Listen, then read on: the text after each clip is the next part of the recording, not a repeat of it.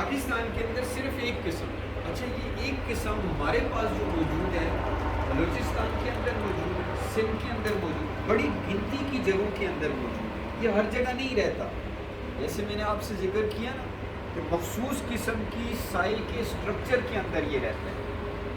تو وہ سائل کا سٹرکچر ہمارے پاس میل پور, کوٹلی, ممبر, اٹک, جیلم, راولپنڈی, چکوال, یہ پورا ایک رینج بن جس کے اندر یہ ایگزسٹ کرتا ہے.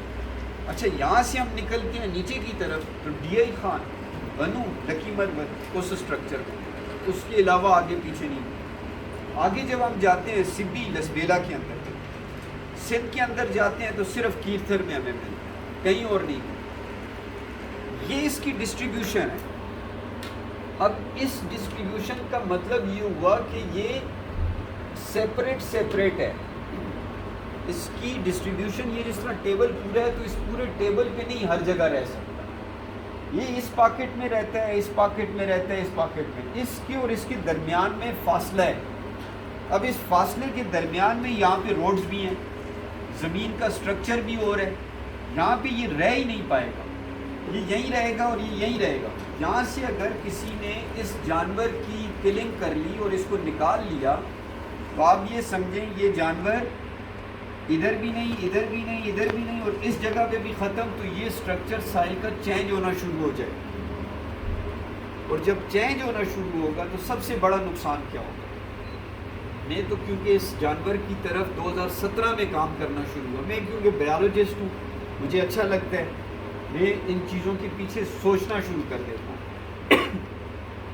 مجھے یہ پتہ چلا یہ کھڈ بناتا ہے زمین میں, یہ سوراخ کرتا ہے. تو میں نے سوچنا یہ شروع کیا, یہ سوراخ کرتا ہے تو یہ سوراخ کیسا ہوتا ہے. پتہ یہ چلا کہ اگر یہ اس جگہ میں 2 سلے رہتے ہیں تو انہوں نے ایک ٹنل سسٹم بنایا ہوا ہے جو کہ 2 سے 3 کلومیٹر کا رینج پوری اس نے ٹنل رکھی ہوئی.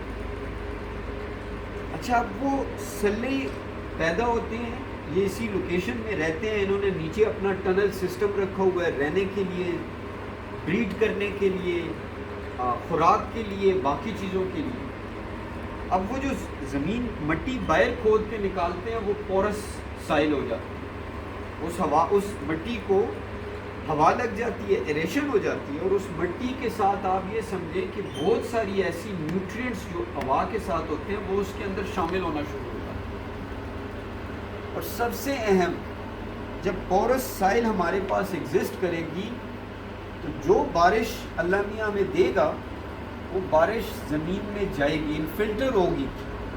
زمین میں فلٹریشن کی کیپیسٹی ہوتی ہے نا, اگر اس کے اوپر کنکریٹ ہوگا تو یہ پانی آئے گا اور آگے بہہ جائے گا. لیکن اگر ہمارے پاس اس میں درخت ہوگا, ویجیٹیشن ہوگا, اگر درخت اور ویجیٹیشن کم ہوگا اور سائل پورس ہوگی تو یہ پانی نیچے جائے گا فلٹر ہو کے, اور زمین کے آبی ذخائر جو گراؤنڈ واٹر جس کو ہم کہتے ہیں وہ ہمارے پاس مقدار میں زبردست ملے.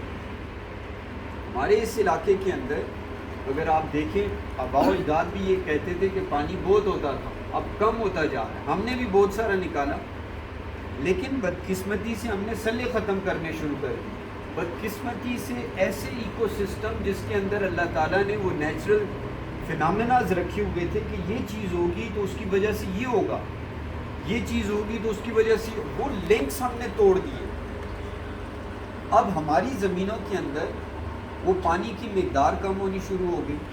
ہمارے جو سپرنگ ہیں, جو نیچرل سپرنگز ہیں, اس کے اندر مقدار کم آنی شروع ہو گئی. اس میں ایک ایلیمنٹ اس